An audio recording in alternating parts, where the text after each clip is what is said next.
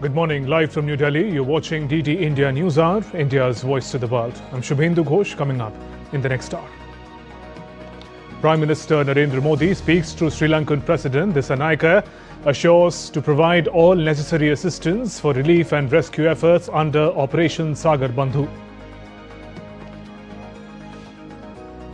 A red alert issued for southern India's Chennai, Kanchipuram, Thiruvalluvar districts. Schools, colleges closed amid heavy rain forecast due to Cyclone Ditwa. India's National Investigation Agency conducts search at several locations in Jammu and Kashmir and Uttar Pradesh, seizes incriminating material in Delhi terror blast case. Trump's special envoy Steve Witkoff to meet Russian President Vladimir Putin to discuss peace talks. Ukraine expresses willingness to accept revised proposals while Russia's position still not clear. Trump holds talks with top advisors on Venezuela as Maduro rejects what he calls a slave's peace mine, mounting fears of military action. US confirms Admiral ordered second strike on alleged drug port.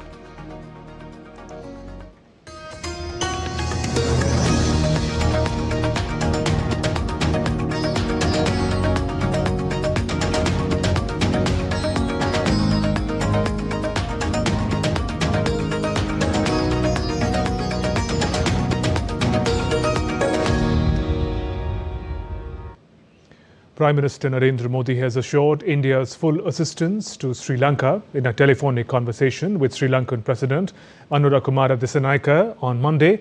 Prime Minister Modi expressed heartfelt condolences for the widespread devastation caused by Cyclone Ditwa and the tragic loss of lives.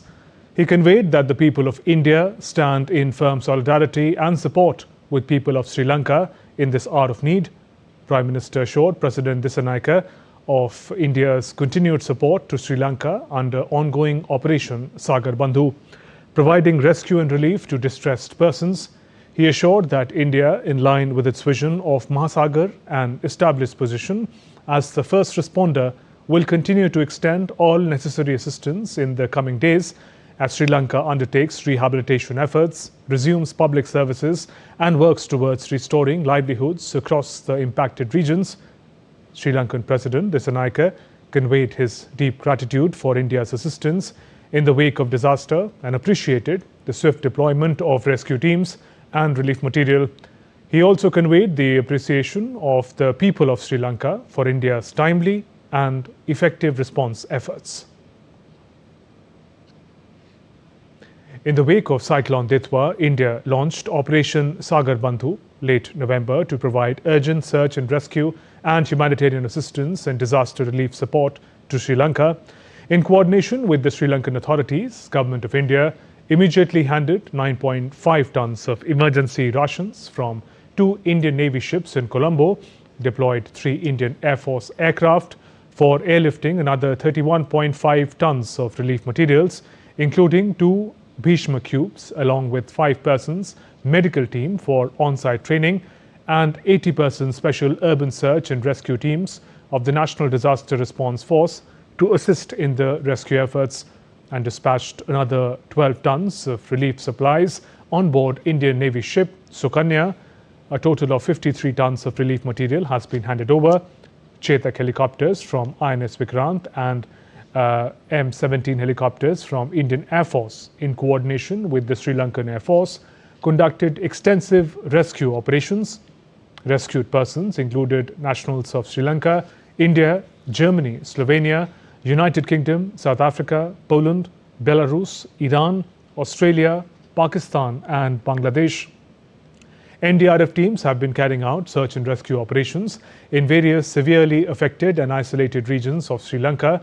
A total of 121 persons have been rescued and assisted in these combined operations, which are continuing. A total of around 1,500 stranded Indians have already been brought back.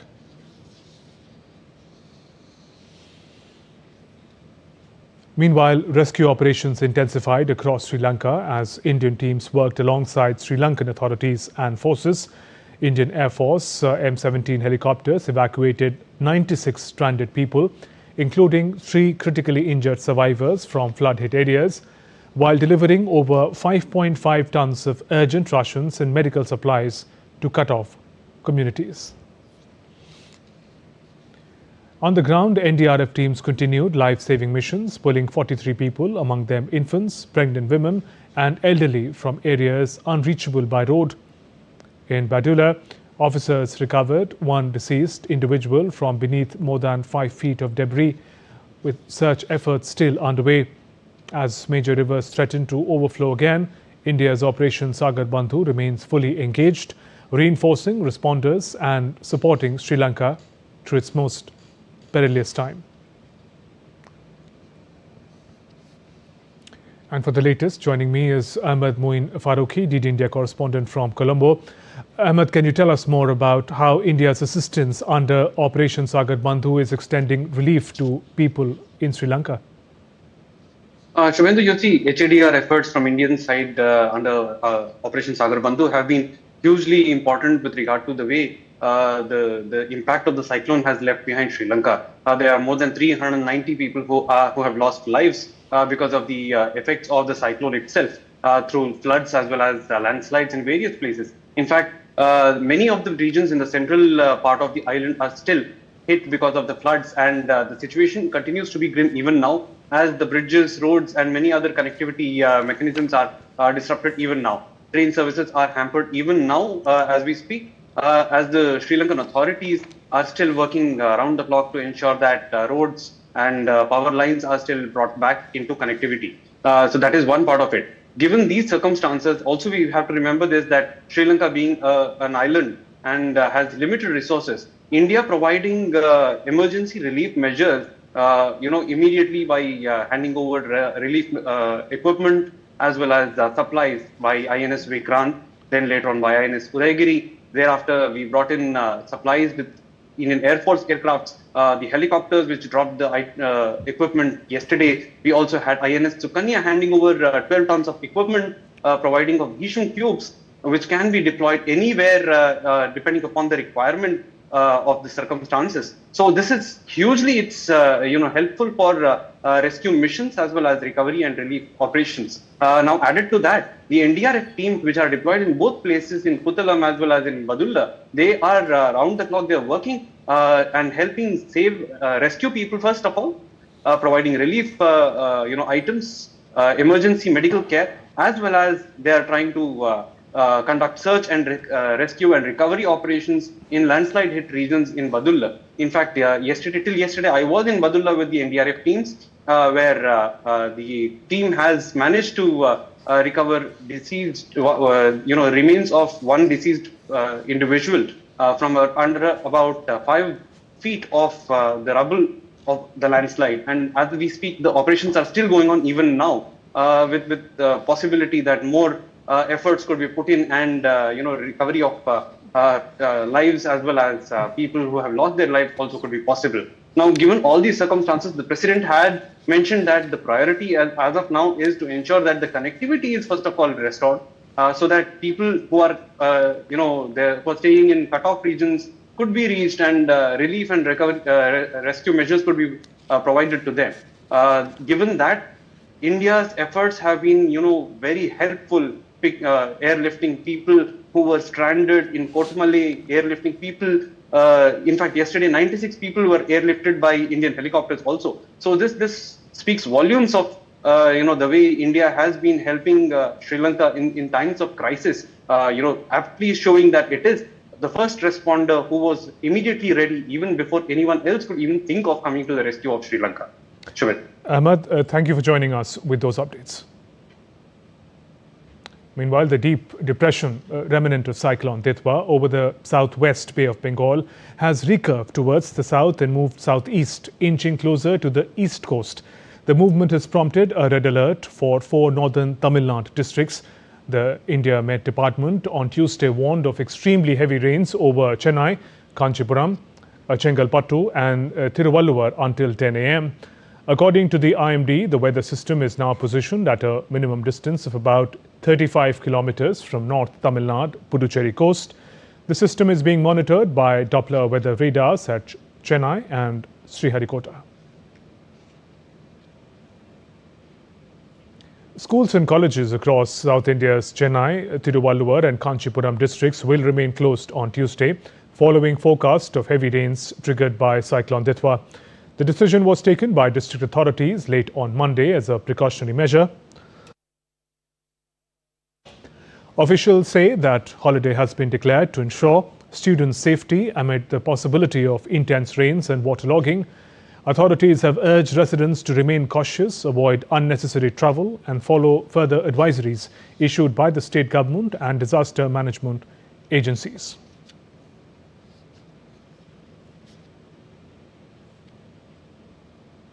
In other news, the National Investigation Agency NIA conducted searches at multiple locations in Jammu and Kashmir, Uttar Pradesh in connection with investigations in the Delhi car blast case. According to the NIA, 8 locations in Shopian, Kulgam, Pulwama districts of Jammu and Kashmir and 1 location in Lucknow were searched. NIA conducted extensive searches at the premises of the prime accused Dr. Muzammil Shakil and Dr. Shaheen Saeed at the Al Falah University complex and other places in Haryana's Faridabad last week. This is the second time in a week that the premises of the main accused in the case were raided. In a press release, NIA said that a huge quantity of cash, foreign currency, gold and other incriminating materials were seized during these searches, and the same are being minutely examined to unravel the conspiracy that culminated in the blast. So far, the anti-terror agency has arrested 7 key accused. NIA teams are questioning the arrested accused while continuing to pursue various leads in connection with November 10th blast outside the Red Fort in Delhi. 11 people were killed and several others injured in the deadly terror attack. In a statement, the NIA said it continues to work closely with various state police forces to track and arrest every member of the terrorist module involved in the bomb attack.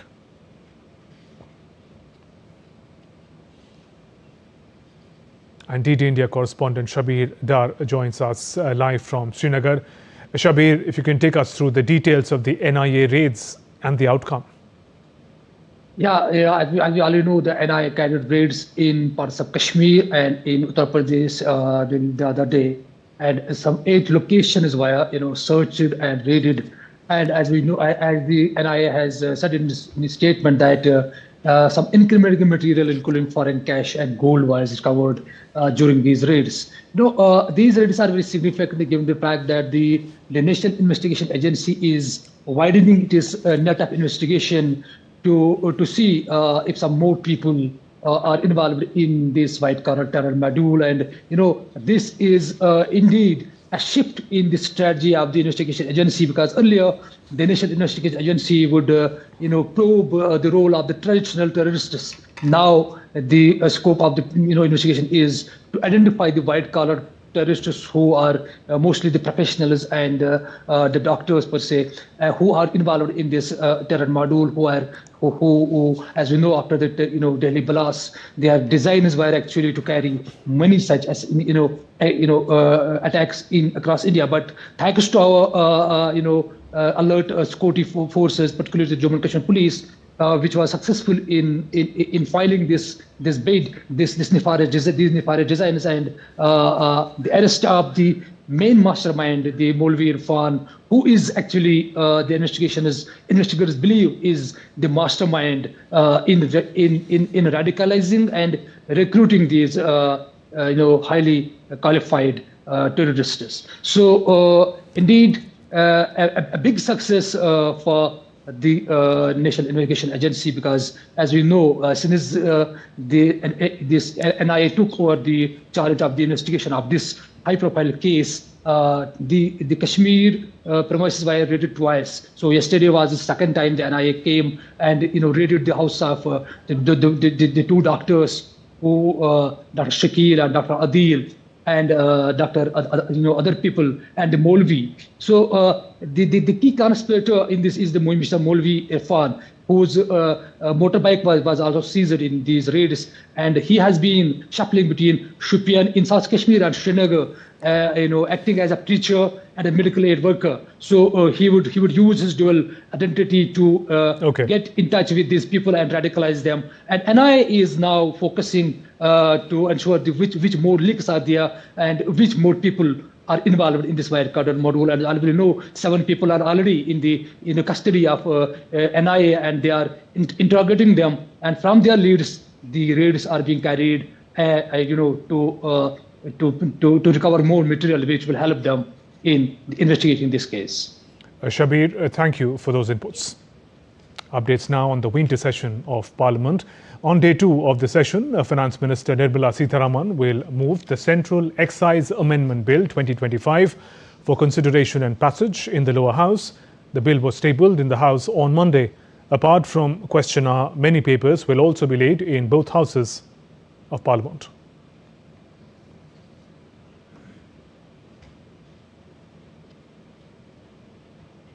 Still to come on DD India Newshour.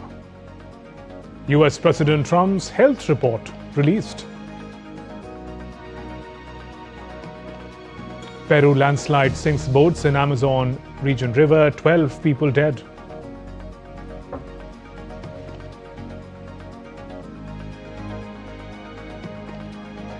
And White House unveils 2025 Christmas decorations.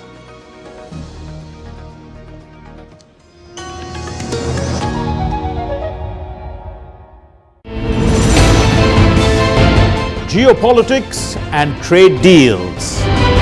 Economic challenges amid development.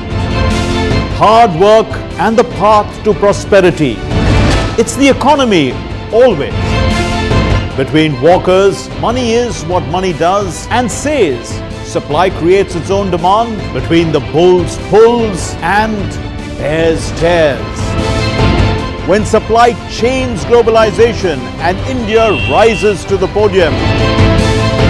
We'll get you centered with the economic brief at 8 p.m. every Thursday on DD India.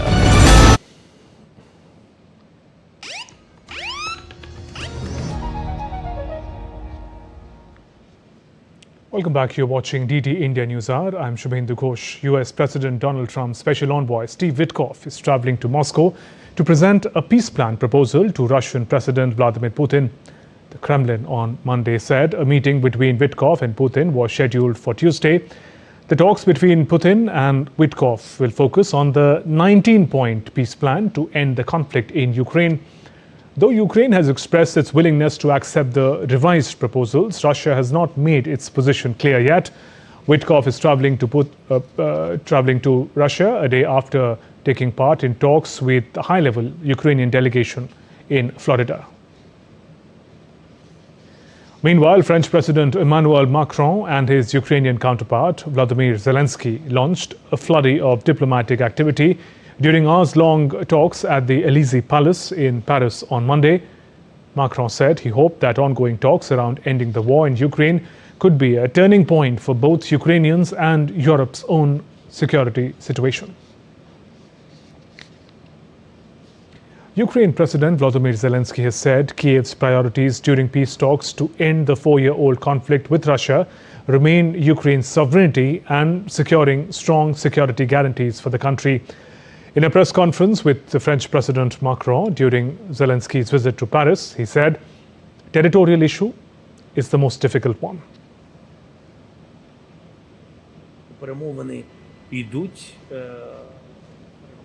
To be honest, the territorial issue is the most difficult. The issue of money, restoration, in my opinion, I speak honestly, and we talked about it, undoubtedly.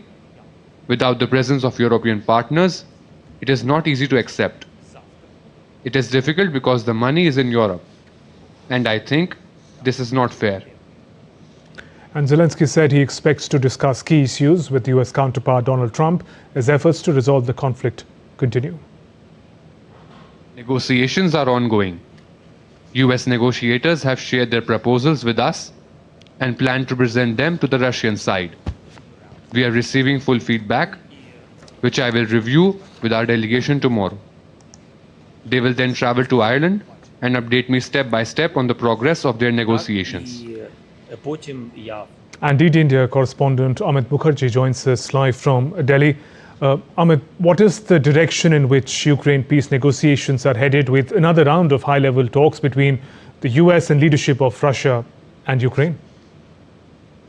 Well, Shubhendu, President Donald Trump had dispatched a very high-level team. It's a very unconventional team, which is now in Kremlin right now and is slated to have talks with President Putin in Moscow. Now, the thing is that along with Steve Witkoff, we have Jared Kushner, and also, of course, Marco Rubio is there. But interestingly, it is learned that President Donald Trump has also asked his ex-business partner and his son-in-law to accompany them.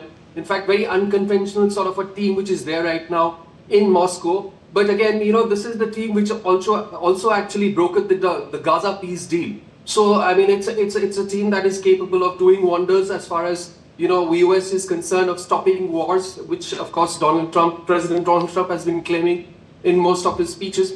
But what needs to be seen is what has been thrashed out of this, initial 28-point peace plan, after several rounds of talks in Geneva and now in Florida. In fact, the Ukrainian delegation met the US administration team in Florida 2 days, and it was a 2-day-long meeting. And what has come out after that needs to be seen whether those things are acceptable to Kremlin at this point in time. Now, the bone of contention from the very beginning, has been the involvement of the European Union and other European countries as far as this peace, deal is concerned. Now, since beginning, US has, very, very categorically kept the European partners out of this peace deal. But, Zelensky has been pushing for their inclusion. Now, the thing is that now what has been worked out, if you look at the initial deal, it talked about scaling down the military strength of Ukraine, also giving up on certain arms requirements by them, and of course the territorial issues. Now, what has to be seen is now after these negotiations that have happened with the Ukrainian delegation, what has come out, whether that is acceptable to President Putin, Russia's president, at this point in time. Now, Russia's president has also been, questioning the legitimacy of Ukrainian President Volodymyr Zelensky as far as signing the peace deal is concerned, whether he's at all, capable of, signing a peace deal on behalf of Ukraine is concerned. So pressure has been on from Russia to ensure that those initial points which were put in that 28-point deal is kind of adhered to. Yeah. Right. Amit, just a little more on that point that you mentioned about the earlier 28-point peace plan now carries some 19 points. Do we know what has changed, especially with regards to the territorial sovereignty of Ukraine that Zelensky has reiterated is most significant for them? Well, Shubhendu, if you see, of course, Ukraine has been saying, every time there has been an effort as far as the peace deal is concerned, it said that it's willing to cooperate. But on ground, it has not been accepting certain things, and the territorial issue is one of the issues. Now, very categorically, the initial deal which was actually worked out between US and Russia, it maintained that certain regions which has been now been under the control of Russians, they have occupied over the last 3 years. Those will have to be surrendered to Russia by Kyiv. Also, certain regions like Donbass, which is currently under Kyiv's control, that will also have to go, to Russia.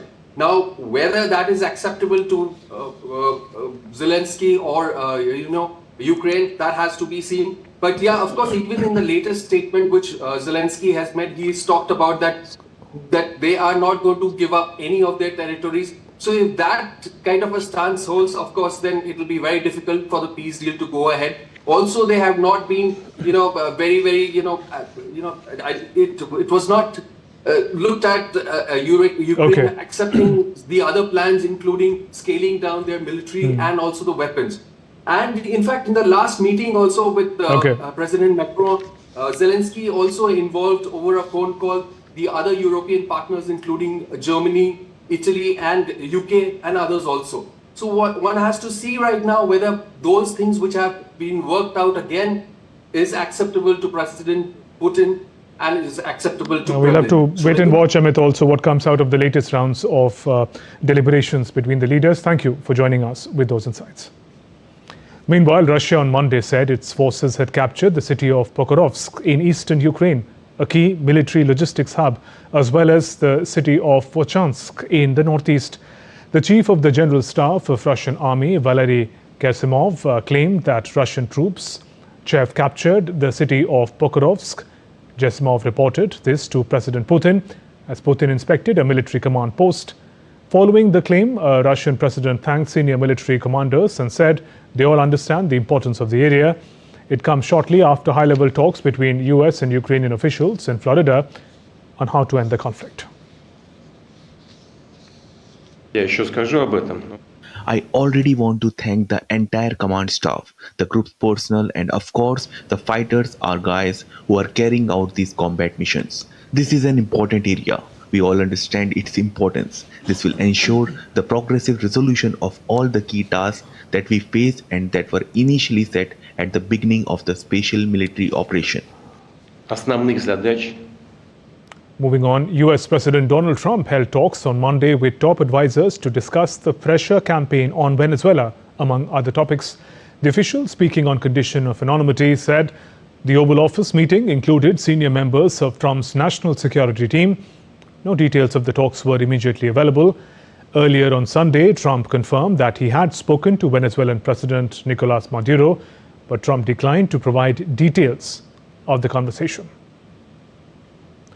Meanwhile, the White House said on Monday Defense Secretary Pete Hegseth authorized an admiral to conduct the strikes that killed 11 people on a vessel from Venezuela, allegedly carrying illegal narcotics. White House spokesperson Caroline Leavitt told reporters the admiral approved second strike on the boat and was well within his legal rights to do so. President Trump and Secretary Hegseth have made it clear that presidentially designated narco-terrorist groups are subject to lethal targeting in accordance with the laws of war. With respect to the strikes in question on September 2nd, Secretary Hegseth authorized Admiral Bradley to conduct these kinetic strikes. Admiral Bradley worked well within his authority and the law, directing the engagement to ensure the boat was destroyed and the threat to the United States of America was eliminated. United Nations spokesperson Stefan Dujarric said on Monday that Secretary General remains gravely concerned about strikes on vessels allegedly involving in drug trafficking in the region. Dujarric said UN calls for full respect of states' obligations under international law, including the Charter and all other applicable legal frameworks, as well as the use of existing mechanisms to address any issue. The options under US consideration include an attempt to overthrow Maduro, and the US military is poised for a new phase of operations after a massive military buildup in the Caribbean and nearly 3 months of strikes on suspected drug boats off Venezuela's coast. Trump also has authorized covert CIA operations in the country. The General remains gravely concerned about the strikes on vessels allegedly involved in drug trafficking in the region. I would remind you and refer to what our High Commissioner Volker Turk said recently, which he says he found that these strikes may violate international human rights law and called for investigations that are transparent into these attacks. White House Press Secretary Caroline Leavitt said on Monday that a recent MRI conducted on President Donald Trump was preventive in nature and revealed that he was in good cardiovascular health. Speaking to reporters at a press briefing at the White House, she said Trump's cardiovascular system shows excellent health and his abdominal imaging is also perfectly normal. Overall, his cardiovascular system shows excellent health. His abdominal imaging is also perfectly normal. All major organs appear very healthy and well perfused.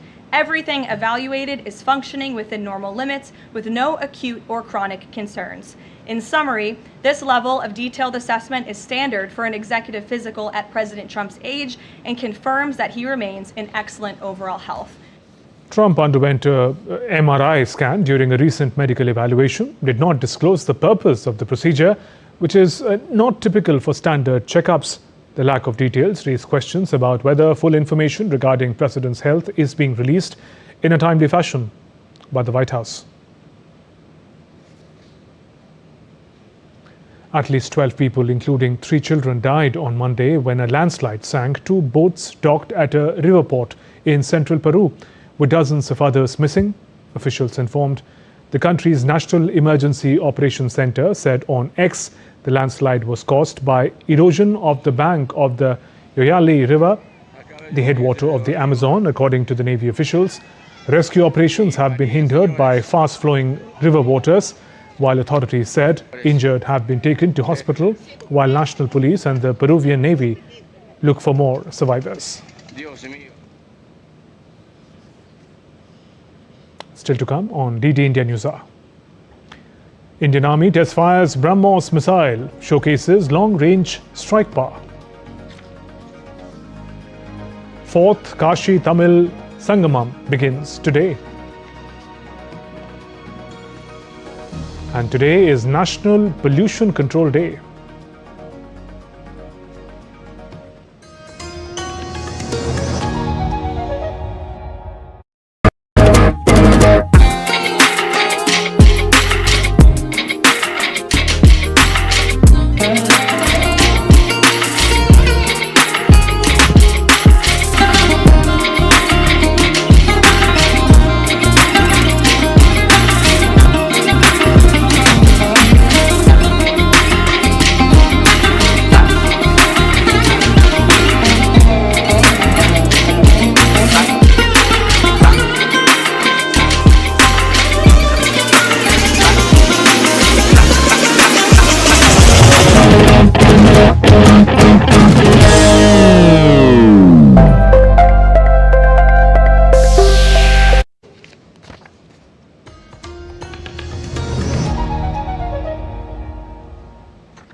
Welcome back. You're watching DD India Newshour. I'm Shubhendu Ghosh. The Indian Army on Monday successfully test-fired a BrahMos supersonic cruise missile over the Bay of Bengal. The long-range precision strike was carried out by a BrahMos unit of Southern Command with support from Andaman and Nicobar Command. The missile hit its target accurately, showing that its guidance and control systems are working well. The Army said the test met all its goals and proved that its BrahMos units are ready for real-time missions.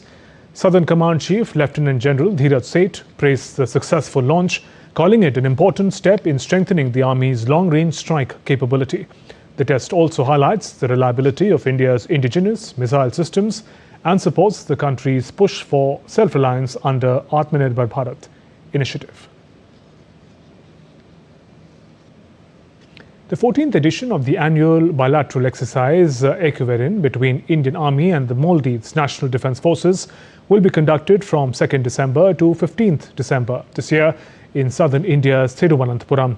The exercise aims to enhance interoperability while carrying out counter-insurgency, counter-terror operations in semi-urban, jungle and coastal terrain.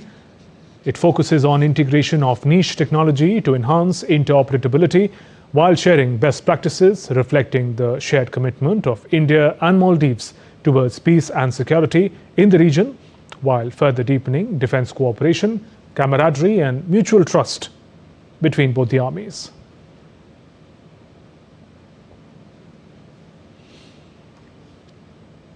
India's ambassador to the United States, Vinay Mohan Kwatra, met with General Dan Kane, chairman of the Joint Chiefs of Staff at the Pentagon. General Kane and Ambassador Kwatra discussed shared perspectives on regional and global security issues, as well as ongoing defense and strategic cooperation between the United States and India. They reaffirmed the strength of US-India defense partnership and the importance of continued collaboration in support of a free and open Indo-Pacific. The 4th edition of Kashi Tamil Sangamam is beginning today, highlighting the deep civilizational and cultural ties between Tamil Nadu and Kashi. Centered on the theme, Let Us Learn Tamil, Tamil Karakalam, this year's edition places Tamil language learning at its core. Key initiatives include Tamil Karakalam, that is Tamil teaching in Varanasi schools, Tamil Karapum, that is study tours for 300 students from Kashi region to learn Tamil, and the Sage Agatsya vehicle expedition, which retraces the ancient cultural route from Tenkasi to Kashi. The extensive grand program, Kashi Tamil Sangamam, was started in 2022 by Prime Minister Modi. The cultural and emotional bond that this event established between North and South India has continued to grow stronger.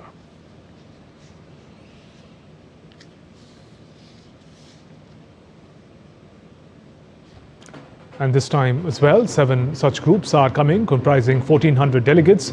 These groups will visit Varanasi, Prayagraj and Ayodhya. And in Kashi, they will tour major cultural and spiritual sites such as Kashi Vishwanath Temple, Kedar Ghat, Sarnath and Tamil heritage pockets. In each edition, different groups of Tamil Nadu, including students, teachers, writers, spiritual leaders and people associated with literature and crafts have been participating.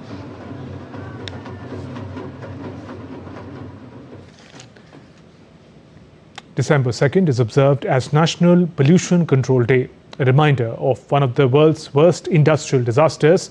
The night of the Bhopal gas tragedy in 1984 claimed thousands of lives and changed the way the world looks at industrial safety and environmental responsibility. In the special report, DD India correspondent Aditya Srivastav explains why this day is marked and how pollution continues to remain a major global threat.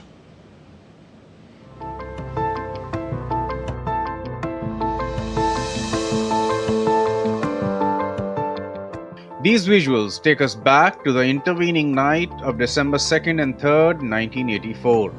The city of Bhopal was asleep when a silent killer began to spread across the air. At the Union Carbide pesticide plant, a highly toxic gas, methyl isocyanate or MIC, leaked uncontrollably. Just a few seconds of exposure to this gas can be fatal.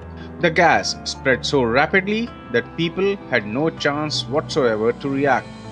Thousands died in their homes, on the streets, on the way to hospitals, and millions were affected. The Bhopal gas tragedy was not just an accident. It was a warning that industrial negligence and pollution can cost human lives at an unimaginable scale. That is precisely the reason why 2nd December is observed as the National Pollution Control Day. Even after 40 years, pollution remains one of the gravest global challenges. Air is turning toxic, rivers are choking with waste, and soil is contaminated with plastics and chemicals. Human activities have indeed pushed the planet to the brink. Climate change, melting glaciers, and extreme weather, these are no longer distant scientific concerns. They are everyday realities affecting billions. इसकी रोकथाम के लिए हमें बहुत जागरूकता पैदा करना है, लोगों को जागरूक करना है, कैसे किन कारणों से ये पॉल्यूशन हो रहा है उनके बारे में बताना, लोगों को इसके रोकथाम के उपायों के बारे में जानकारी देना, कॉलेजों में, स्कूलों में, रैलियों के माध्यम से, नुक्कड़ नाटकों के माध्यम से. These children are the living reminder of how deadly MIC was. They represent the 3rd and 4th generation of families affected by the gas leak, still suffering its consequences. Aditya Srivastav's report for DD India, Bhopal. The 26th edition of India's own Hornbill Festival in Nagaland kicked off at the Naga Heritage Village in Kyasama with performances by tribal troops. This time it has 6 partner countries: Austria, Malta, France, Ireland, UK and Switzerland, and Arunachal Pradesh as a partner state. Ireland's cultural, artistic and academic engagements are now in full focus at the Hornbill Festival 2025. As the official country partner for 2025, Ireland's presence is shaping the festival with rich cross-cultural program. The Irish delegation, led by Ambassador of Ireland to India, Kevin Kelly, highlighted the deep cultural affinities between Ireland and Nagaland, from shared community values to traditions of storytelling, rituals and music. A major attraction this year is Boyne, a new Irish folk ensemble performed by members of the acclaimed group, the Mary Wallopers, performing traditional ballets and contemporary Irish music. The 10-day music festival aims at celebrating it as a grand tribute to Naga unity, heritage and global friendship. The United Arab Emirates UAE is celebrating its 54th National Day, Eid al-Ittihad, marking the historic unification of Emirates in 1971 under the theme Spirit of the Union. The day commemorates the formation of the federation by Abu Dhabi, Dubai, Sharjah, Ajman, Al Quwain and Fujairah under the leadership of late Sheikh Zayed bin Sultan Al Nahyan, with Ras Al Khamia joining in February 1972 to complete the 7 Emirate Union. Festivities are taking place across the country, with the official ceremony in Al Ain being live streamed to designated viewing zones in all the Emirates. Celebrations include concerts, heritage exhibition and fireworks at major landmarks, while cultural events at Al Shinga Museum and Hatta Heritage Village highlight traditional Emirati customs alongside contemporary achievements. With the 4-day weekend, residents and citizens are participating. On the eve of the celebrations, the Burj Khalifa was illuminated in the national colours, adding to the atmosphere across Dubai's landmarks.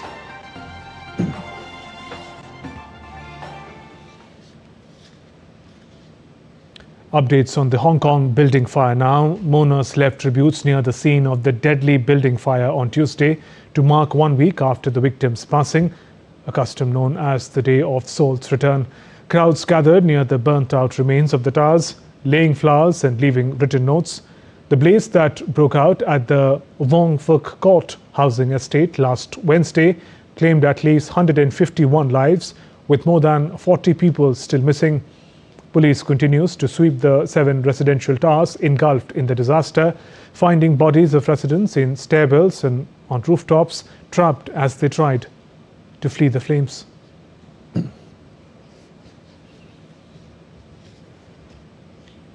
And Hong Kong's chief executive John Lee called for thorough investigation and serious reforms in last week's deadly fire incident. Talking to media, Lee said on Tuesday an independent committee would be established to investigate the cause of the city's deadliest fire in decades, including oversight of renovations blamed for the disaster that claimed 151 lives. Lee said at least 25 people were arrested by police and the island's independent anti-corruption commission to probe into last week's building fire, pointing to substandard renovation materials for fueling the blaze. Lee added the government is determined to ensure all these loopholes are plugged. Meanwhile, police continues to sweep 7 burnt-out towers engulfed in last Wednesday's disaster at the Wong Fuk Court estate, finding bodies of residents in stairwells and on rooftops trapped as they were trying to flee the flames.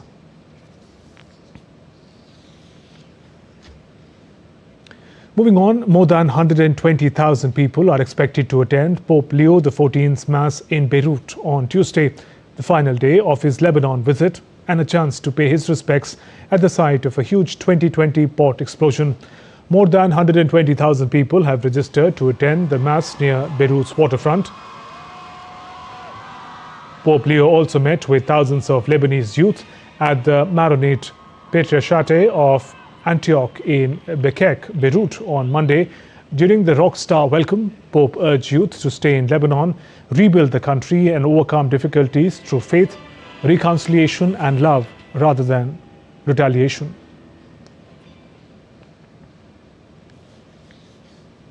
Still to come on DD India Newshour. Samsung Electronics unveils its first multi-folding smartphone. India begins FIA Junior Women's Hockey World Cup campaign with a dominating win over Namibia. And some glimpses of early Christmas festivities from across the globe.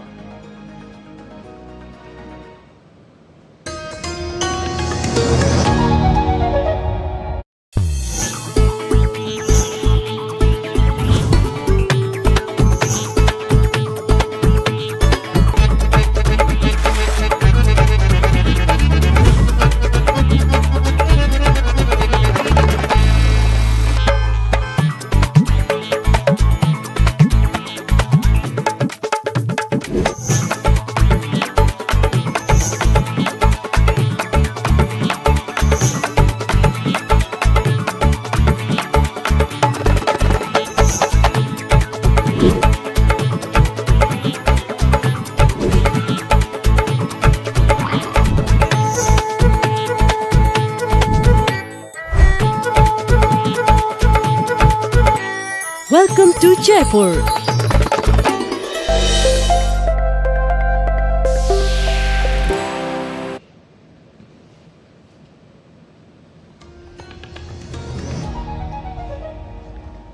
You're watching DD India News Hour. I'm Shubhendu Ghosh. Samsung Electronics unveiled on Tuesday its first multi-folding smartphone in a bid to strengthen its position in a sector of the phone market where competition is expected to intensify. The launch of the Galaxy Z Trifold marked Samsung's bid to reinforce its footing in a segment where Chinese rivals have been gaining ground. Even as analysts say the high price and production challenges mean the foldable device are likely to remain a niche category for now. The model, priced at about 3.59 million won, unfolds into a 253.1 millimeter display using 3 panels, and it is nearly 25% larger than Samsung's latest foldable Galaxy Z Fold 7 model. The device features Samsung's largest battery in its flagship models, supports super fast charging that powers the phone to 50% in just 30 minutes.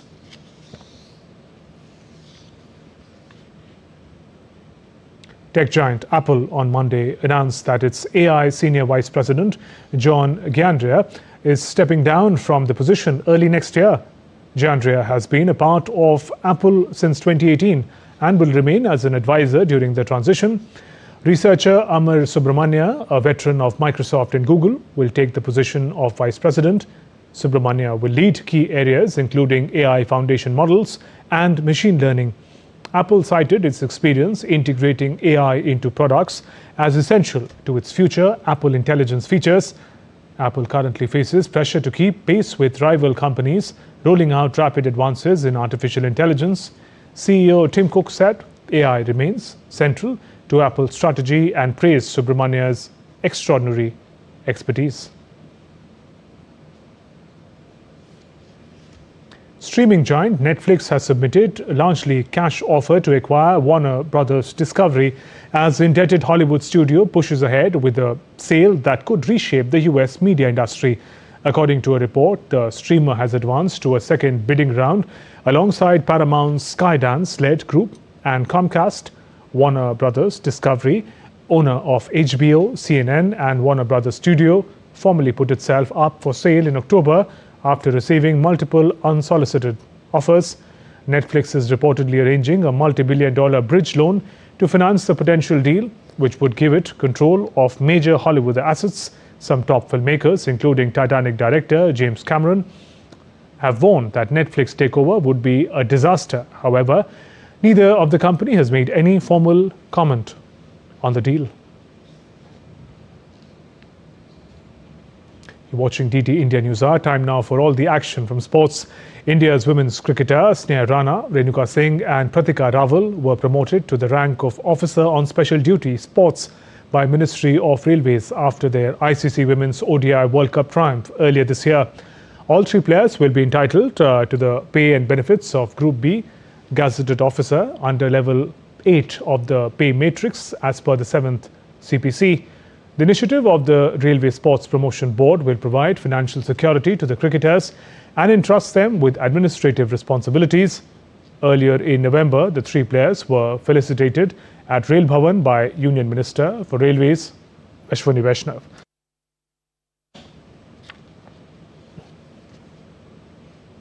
The Indian junior women's hockey team began their FIH Junior Women's World Cup campaign with a comprehensive 13-0 win against Namibia in Santiago, Chile on Monday. Hina Bano and Kanika Sivat scored hat-tricks while Sakshi Rana bagged a brace. Binimadhan, Sonam, Sakshi, Shukla, Ishika and Manisha also got their names on the score sheet. India earned a total of 13 penalty corners and converted 5, with 3 of those coming in the third quarter. With this win, India climbed to the top of the table as per the release from the Hockey India. India will take on Germany in its next fixture on Wednesday, followed by its final pool match against Ireland on Friday. The Indian women's hockey chief coach Harendra Singh on Monday decided to step down owing to personal reasons. Harendra, who previously coached the United States men's hockey team, assumes the role of chief coach in April 2024. Prior to that, he coached India's junior men's team, which won the World Cup in 2016 in Lucknow. The Indian women's team's performance has been disappointing over the past year. The team recorded just 2 wins in 16 matches in the FIH Pro League 2024-25 and failed to qualify for the next season. The White House has confirmed that US President Donald Trump will attend the draw for the FIFA World Cup finals in Washington on Friday. Washington's John F. Kennedy Center for the Performing Arts will host the 2026 World Cup draw. The 2026 World Cup, co-hosted by United States, Canada and Mexico, will be the first with 48 teams and will feature 104 matches. The tournament will kick off on June 11th in Mexico City, with the final set for July 19th in East Rutherford, New Jersey. Canada and Mexico will host 13 games each, while the rest of the tournament will be held in 11 cities across the United States. With the 2026 Winter Olympics approaching, organizers are racing against time as venue testing is scheduled for the next month as the new ice hockey arena in Milan. Progress on the Santa Giulia venue has emerged as the main headache in the run-up to the Olympics. Located in the southeast of Milan, the arena will have around 15,000 seats. It is one of the two ice hockey venues and is scheduled to host the gold medal games. The tests are scheduled for January 9th to 11th to allow the completion of construction work and overall installation of the new facility. The ice itself will need to be tested as well as ensure that facilities for spectators are functioning properly. Let's now turn to some glimpses of how people across the world are gearing up for Christmas festivities. Artisan fishermen dressed as Santa Claus took to the waters of Peru's coastal city of Huanchaco, offering free rides on traditional reed boats to mark the start of the coastal town's Christmas season. Organized by Huanchaco municipality, the Santa-clad fishermen carried passengers through the Pacific waves, creating unique holiday experience for residents and visitors alike.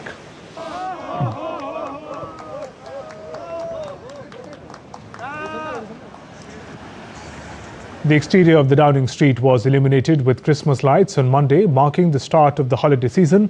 This year, 14-year-old litter picker Samuel Salomon had the honor to switch on the Christmas lights of the residence.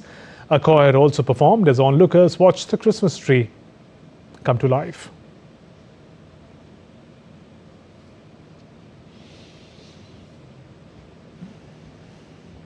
The White House in the US unveiled its 2025 Christmas decorations with the theme, Home is Where the Heart Is. This year's decoration includes 75 wreaths, 25,000 feet of ribbon, 700 feet of garland, and more than 50 Christmas trees.